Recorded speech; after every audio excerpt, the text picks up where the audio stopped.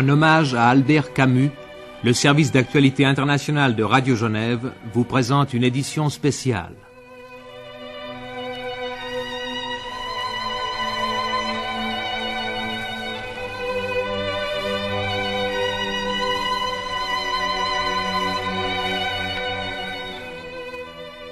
Celui que l'on considérait comme l'un des maîtres à penser de la jeune génération n'est plus. Cet homme, à la fois effacé et hautain, au visage triste et noble, semblait toujours prévenir on ne sait trop quel défi.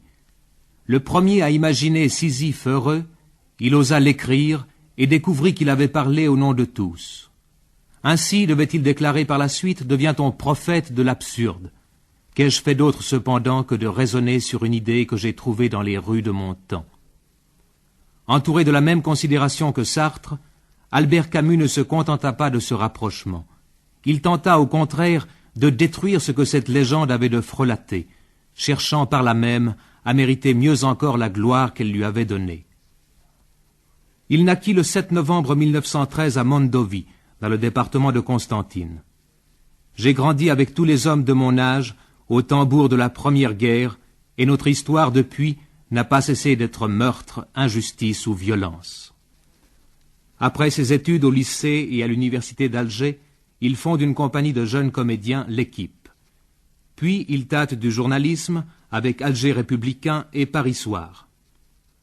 En 1937, il publie sa première œuvre, L'envers et l'endroit. Mais c'est bientôt la guerre. Généreux et pris de liberté, il entre dans le mouvement de résistance Combat et devient, après la guerre, rédacteur dans l'équipe directrice du journal Combat. Il continuera à écrire pour le journalisme dans l'Express. En 1957, il recevait le prix Nobel de littérature. Albert Camus était à l'aube de sa vie d'écrivain, bien que son œuvre déjà eût trouvé une grande place dans la littérature.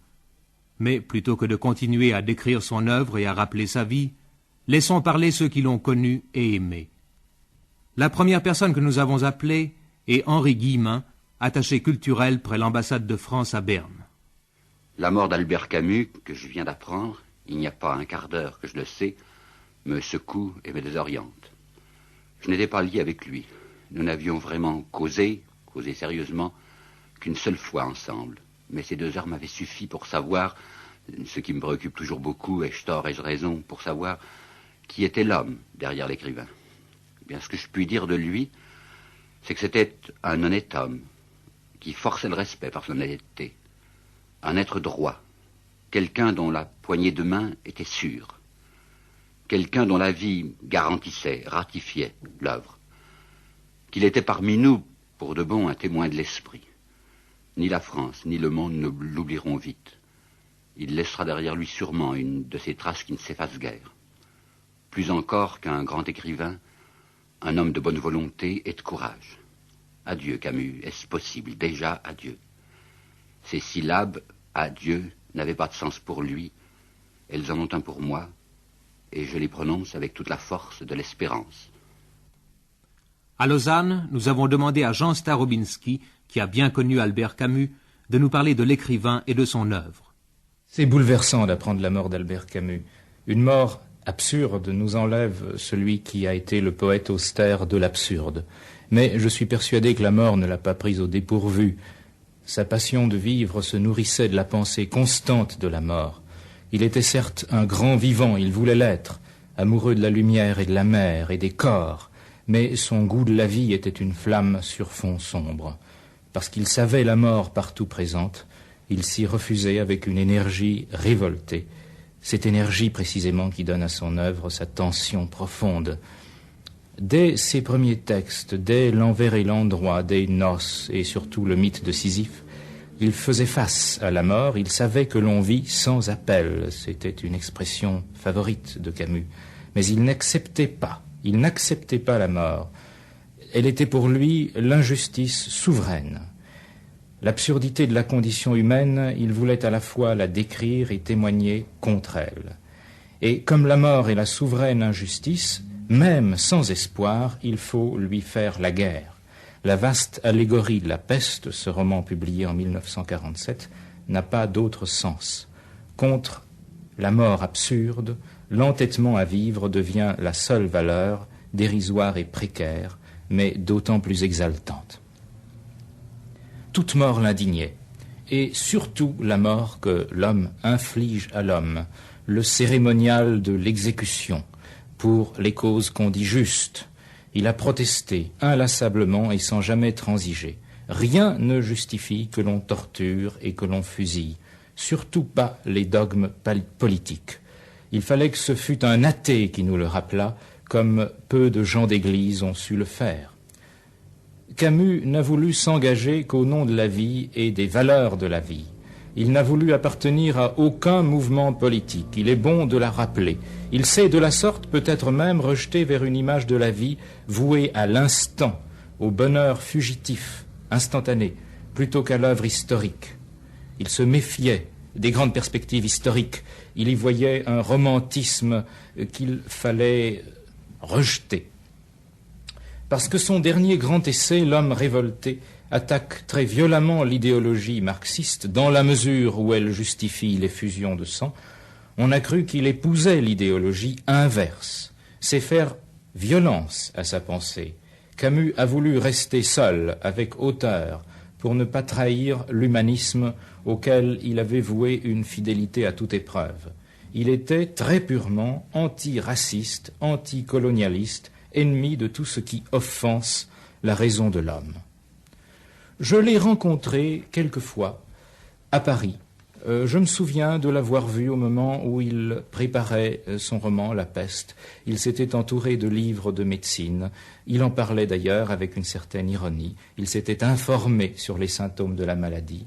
Il y avait chez lui une cordialité, une amitié évidente et du premier abord, mais tempérée par un sérieux et aussi par une espèce d'ironie qui était fort plaisante.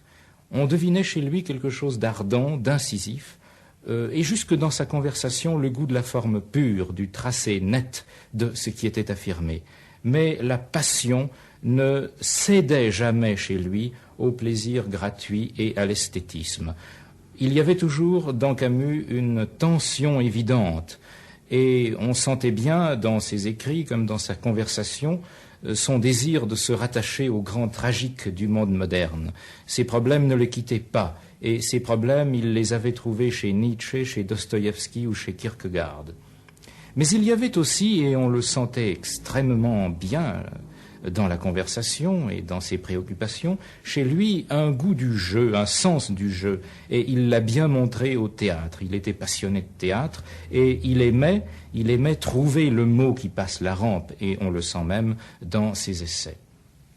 Et même quand on n'accepte pas toutes ses idées, ou certaines de ses idées, il est toujours, quand on le lit, de ceux qui nous aident à nous définir.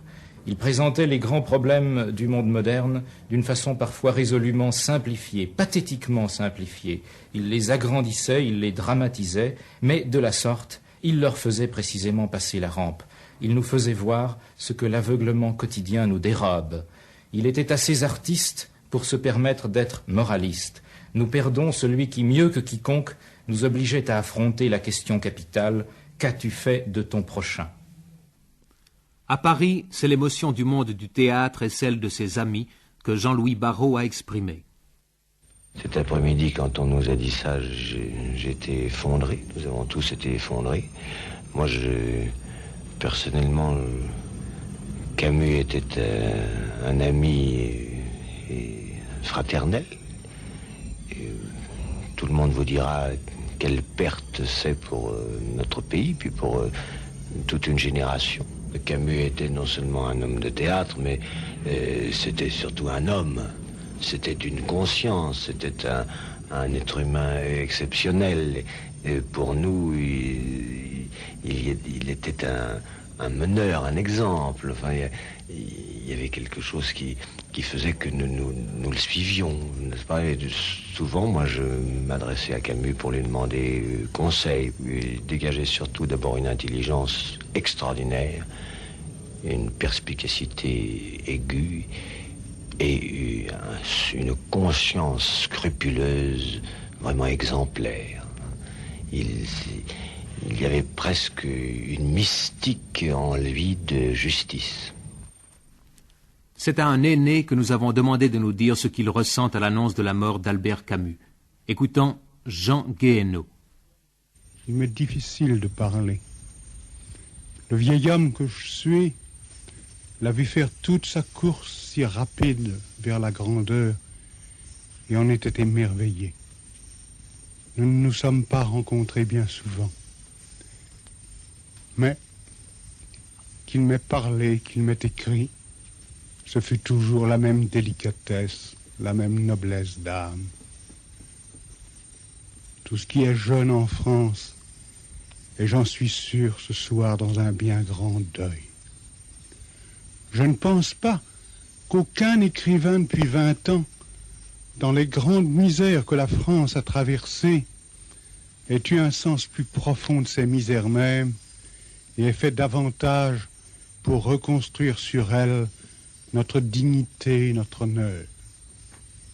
Il croyait aux hommes, il croyait à l'homme, et l'on sent du désespoir à l'idée qu'un tel guide va nous manquer. Nul n'avait senti peut-être plus douloureusement l'absurdité de la condition humaine.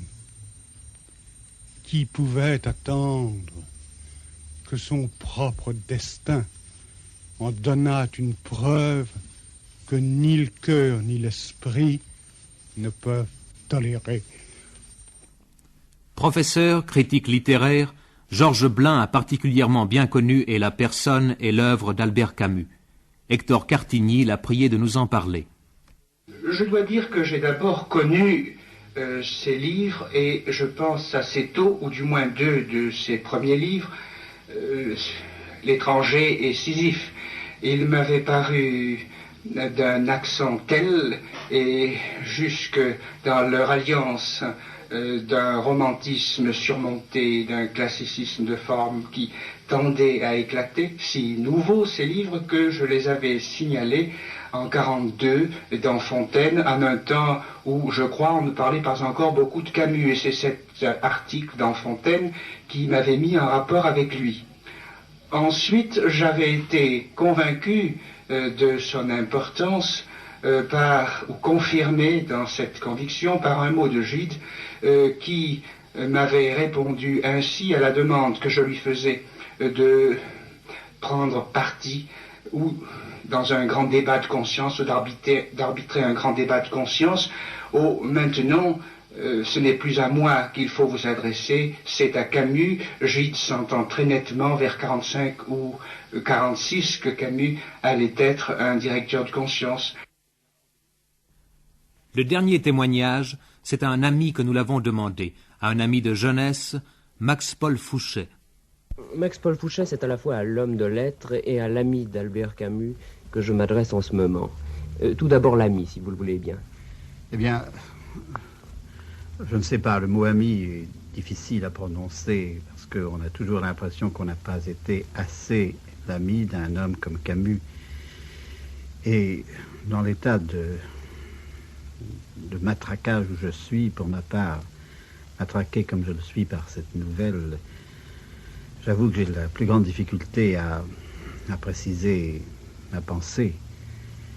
Ce dont je me souviens surtout en ce moment, c'est du jeune Albert Camus, environ 1933, dans les rues d'Alger avec moi, ou sur les chemins de la banlieue d'Alger, qu'il aimait particulièrement les chemins de la Bouzarea, qui sont d'une si grande beauté et qui dominent la mer, et où nous allions en devisant. Nous étions à ce moment-là de jeunes hommes, et nous découvrions tout. Quand l'un avait lu Dostoïevski, il le disait à l'autre, et quand l'autre avait lu Nietzsche, il en faisait part à son ami. Et il y avait de grands silences, un peu de vent dans les cyprès, dans les eucalyptus, et une petite maison blanche près d'un cimetière que Camus aimait particulièrement, où nous buvions du vin rosé. Et je pense à ça plus qu'à tout le reste peut-être. Ça paraîtra peut-être un peu sot, mais c'est comme ça. Et nous nous prêtions nos livres l'un l'autre, nous étions très pauvres, et des numéros de revue. Camus s'intéressait particulièrement à la Nouvelle Revue Française. Et, moi, je m'intéressais peut-être un peu plus à la revue Esprit, à certaines revues d'extrême gauche, mais il y avait aussi cette attirance pour l'un et pour l'autre du politique. Camus, bien que très malade, il était tuberculeux, il avait les deux poumons attaqués. Camus s'intéressait à l'action politique. Il a même été, si je ne me trompe, à cette époque secrétaire du mouvement Amsterdam Pleyel. Et moi, je militais dans les jeunesses socialistes d'Afrique du Nord. Nous n'étions pas toujours d'accord, mais nous n'avons pas toujours été d'accord d'ailleurs. Mais il y avait toujours avec lui cet extraordinaire échange possible, même dans la contradiction. C'était certainement l'un des hommes qui admettait le mieux la contradiction. Je vois donc Camus sur ses chemins, ou bien aussi dans la cour du lycée d'Alger, un jour où l'on prit une photographie comme on fait dans les lycées et collèges de France vers la fin de l'année. Je n'étais pas dans la même classe que lui, mais je regardais, et Camus était près d'un professeur qui fut son maître à penser et son maître à écrire. Il était près de Jean Grenier. Je revois ces choses comme ça, un peu en vrac. Vous savez, je n'ai pas tout à fait mon esprit à moi. Vous venez d'évoquer la figure de Camus, celle des noces, et en même temps celle de l'homme révolté. Oui, d'ailleurs, c'est à peu près à cette époque qu'il fut pris par une autre tentation qui devait demeurer la sienne toute sa vie, celle du théâtre. Et Camus dirigeait alors une petite troupe qu'il animait avec ce sentiment de la camaraderie et de la fraternité qui était si particulier à lui. Et cette petite troupe jouait une pièce dont le texte était de Camus, mais qu'il ne signa pas, une pièce qui s'intitulait « Révolte dans les Asturies ». Le sujet était emprunté, on l'a deviné, à la guerre d'Espagne. Et là, je voudrais dire, en passant, combien pour Camus et pour certains de notre génération, la guerre d'Espagne, l'écrasement de l'Espagne républicaine, a été une chose dont nous ne nous sommes jamais remis. Nous avons toujours porté ça en nous, et Camus peut-être plus que nous, et peut-être plus que moi en tout cas, parce qu'il était si méditerranéen qu'il vivait de façon plus proche un drame qui était très proche, une tragédie qui était proche de l'Afrique du Nord. Révolte dans les Asturies traitait justement de l'écrasement du droit et de la liberté par le plus fort. C'était la tragédie du droit du plus fort. Et c'était un essai de théâtre collectif.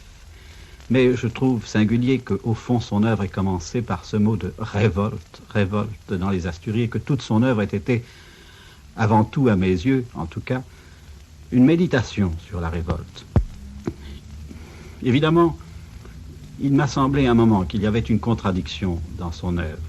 C'est lorsque je vis Camus si fortement attaché à la philosophie de l'absurde. Je sentais la contradiction entre cette philosophie et cet amour de la révolte qu'il animait et qui était le sien. Car après tout, si, comme dit Caligula de Camus, tout est égal, que signifie la révolte? À ce moment-là, elle n'a plus de sens. Il est vrai qu'à la fin de la pièce, Caligula reconnaît ses torts et reconnaît surtout l'erreur de son indifférence. Or, l'erreur de l'indifférence, je crois que là aussi, c'est un des grands thèmes de l'œuvre de Camus. Mais quant à l'absurde lui-même, s'il me semblait en contradiction avec l'idée de révolte, c'est peut-être que je n'avais pas vu que la notion d'absurde chez Camus n'était au fond que relative. Parce que l'absurde était pour lui, et fut pour lui, un point de départ. Et il ne se limita pas à la conception de l'absurde en aucune façon. C'était un point de départ nécessaire. Et cela est si vrai qu'on vit par la suite une reprise de soi par Camus, et qu'on vit que toute son œuvre tendit vers un effort de communion humaine. S'il avait été vraiment le philosophe de l'absurde, certaines phrases qu'il écrivit n'auraient pas eu véritablement leur résonance ni leur signification. Je sais que quelque chose en ce monde a du sens, écrit-il, et c'est l'homme, parce que l'homme est le seul être à exiger d'en avoir. Eh bien, l'écrivain qui a écrit cela fonde la dignité de l'homme et reconnaît que l'homme est par-delà l'absurde, n'est-il pas vrai? Et, après tout, qu'est-ce que l'absurde pour Camus? C'est un aspect de la révolte. C'est peut-être même la révolte en soi. Je disais tout à l'heure que il nous a donné une morale de la révolte, une méthode de la révolte. L'homme révolté, par exemple, son livre, c'est quoi? C'est un discours de la méthode pour bien construire la révolte, pour bien conduire la révolte. La révolte délivre de la solitude. C'est déjà beaucoup, mais elle pourrait se retourner contre elle-même, elle pourrait trahir ses intentions si elle n'était pas tempérance, si elle n'était pas mesure. Et c'est ce que Camus, justement, a voulu nous prouver dans L'homme révolté, c'est que la révolte peut aboutir à des fins qui sont le contraire de ce qui lui donne sa grandeur et sa nécessité. C'est donc bien une morale de la révolte qu'il nous donne. Et puis, je crois que chez cet homme qui était avant tout soucieux de fraternité humaine, la révolte, c'est ce qui fondait cette fraternité. Vous connaissez sa phrase, elle est bien connue, « Je me révolte, donc nous sommes ». Mais, encore une fois, il y aurait tant de choses à dire sur Camus, et ce soir, vraiment, je ne puis dire qu'une chose qui me monte à la gorge en ce moment, c'est que vraiment, la mort exagère. Écoutons maintenant la voix de celui qui disait « Peut-on être un saint sans Dieu ?» C'est le seul problème concret que je connaisse aujourd'hui. Albert Camus parle de ce qui l'a toujours préoccupé, la mort. Les ruines de Tipaza, sur la côte algérienne, s'élèvent à quelques pas de la mer. Sur la ville ancienne s'est greffé un petit village de pêcheurs et de cultivateurs, où la vie est odorante. Plusieurs peuples, des dieux différents pendant des siècles, se sont succédés là. Aujourd'hui, on suit les rues de la cité oubliée à travers des champs couverts d'arbres amers. Puis sur les coteaux qui dominent la baie, des colonnes couleur de pin remplacent les eucalyptus. Plus loin encore, sur la dernière pente déjà sableuse des collines, le tamaris et l'absinthe poussent entre des sarcophages. À la dernière pierre taillée qui se distingue à peine du rocher, commence la mer. En ce lieu, il y a près de 20 ans, j'ai passé des matinées entières à errer dans les ruines, à me chauffer contre les pierres, à respirer, à découvrir les petites roses du printemps vite effeuillées. À midi seulement, les jours d'été, je fuyais devant la vide flamboiement d'une lumière qui dévorait tout. C'était l'heure où les cigales elles-mêmes se taisaient, assommées.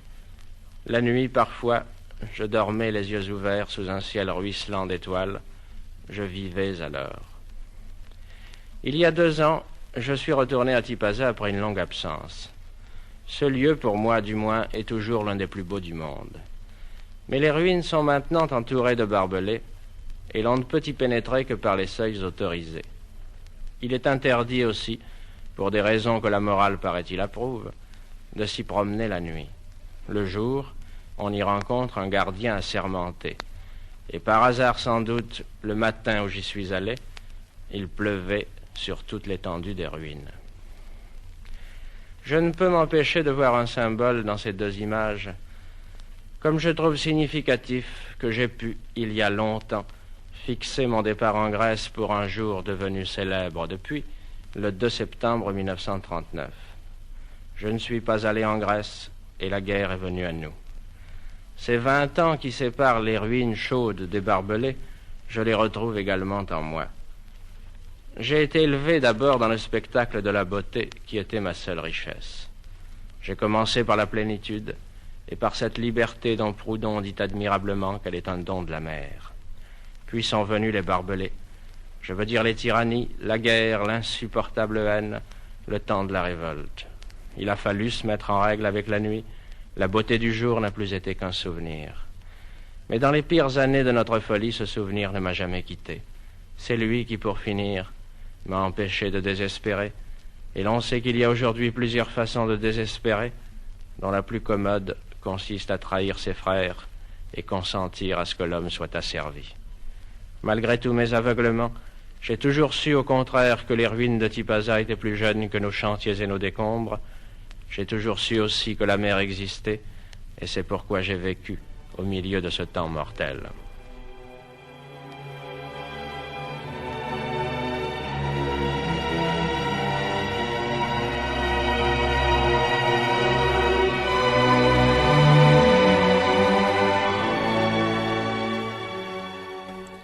Le service d'actualité internationale de Radio Genève a rassemblé les témoignages de Jean Guéhenno, Jean-Louis Barrault, Henri Guillemin, Max-Paul Fouchet et Jean Starobinski pour une édition spéciale du Miroir du Monde en hommage à Albert Camus, décédé cet après-midi.